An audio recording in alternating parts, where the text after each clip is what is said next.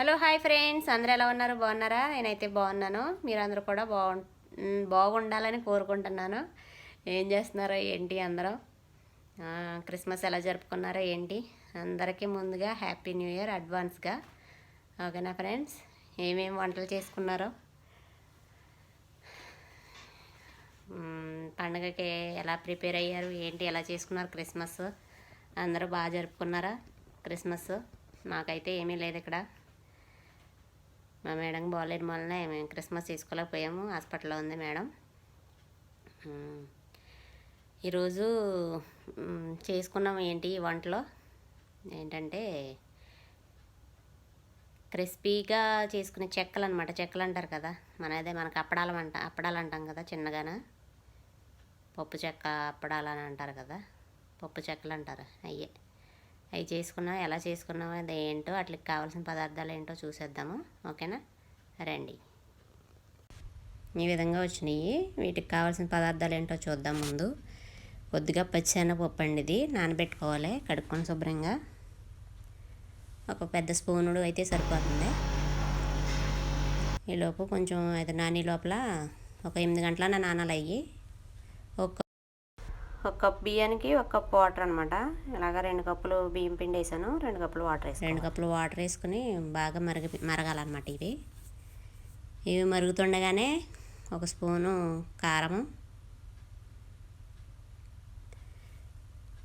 అల్లం, ఎల్లుల్లిపాయ, పచ్చిమిరపకాయలు దంచి పెట్టుకున్న పక్కన అవి కూడా అందులో వేసేసుకోవాలి.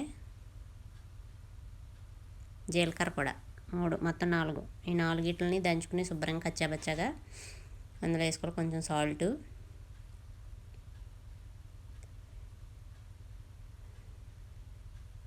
నువ్వులు కొద్దిగా, తెల్ల నువ్వులు ఉంటాయి కదా, తెల్ల నువ్వులు, బటర్ కూడా వేసాను దీంట్లో, మిస్ అయింది అది. తర్వాత వచ్చేసి బియ్యం పిండి వేసేసామండి, 2 కప్పులు.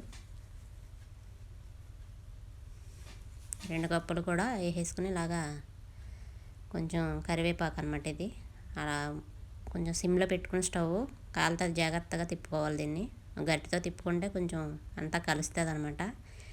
కలిసిన తర్వాత దీన్ని సెపరేట్గా మనం మూత పెట్టేసి చల్లారేదాకా పక్కన పెట్టుకోవాలి. బటర్ మళ్ళీ కొంచెం వేసామన్నమాట. ఇందాక వాటర్లో కూడా వేసాము, తర్వాత దీంట్లో కూడా వేసాము. కరిగిపోతుందిలే, వేడిగా ఉంది కదా. ఇది కలిపినప్పుడు కొంచెం జాగ్రత్తగా ఉండండి. చేయి పెడితే కాలుతుంది కదా కింద, ఎందుకంటే కింద మంట ఉంది, దానివల్ల కొంచెం ఇదంతా బాగా కలవాలి, ఉండలు అయ్యి లేకోకుండాను.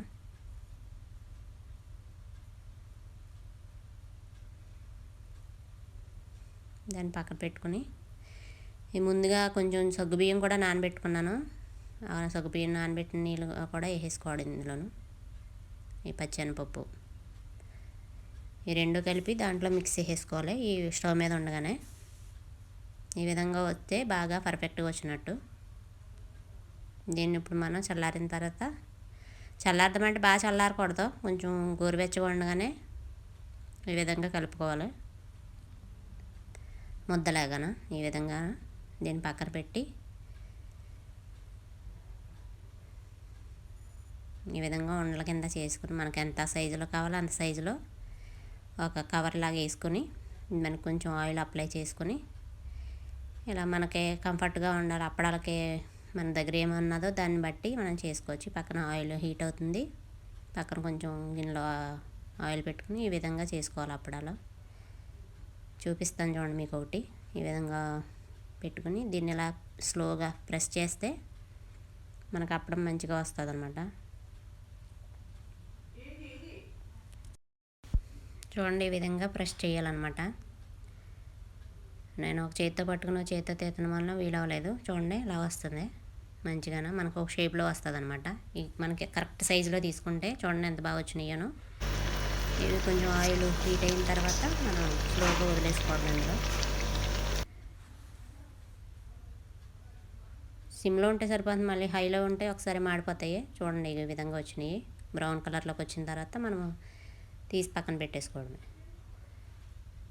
ఇంతే, సింపుల్. అలాగే మొత్తం అన్నీ చేసేసుకొని పెట్టేసుకుంటాం. ఎందుకంటే మనకు తొందరగా అయిపోవాలంటే ముందుగా ఉండలు చేసుకుని పక్కన పెట్టేసుకుంటే మనకు తొందరగా అయిపోతుంది. ఇద్దరు ఉంటే ఇంకా సింపుల్గా అయిపోద్ది. ఒకరు తెస్తా ఉంటే ఒకరు ఇచ్చేసేసుకోవచ్చు పక్కన. పిల్లలతో కూడా చేయించవచ్చు చక్కగాను. చాలా క్రిస్పీగా ఉన్నాయి, చాలా బాగా వచ్చినాయి. ఓకేనా ఫ్రెండ్స్, మీరు కూడా ట్రై చేయండి. ఎలా వచ్చినాయో కామెంట్ సెక్షన్లో కామెంట్ చేయండి. ఇలాగ మనకి ఏమైనా దాంట్లో ఆయిల్ ఏమైనా ఉంటే కనుక ఇలాగ టిష్యూ పేపర్ వేసినా పర్లేదు, బటర్ పేపర్ ఏమన్నా వేసుకుంటే దాంట్లోకి వెళ్ళిపోతుంది ఆయిల్. కాబట్టి మనకి తినడానికి సింపుల్గా ఉంటుంది, బాగుంటుంది ఆయిల్ లేకోకుండాను.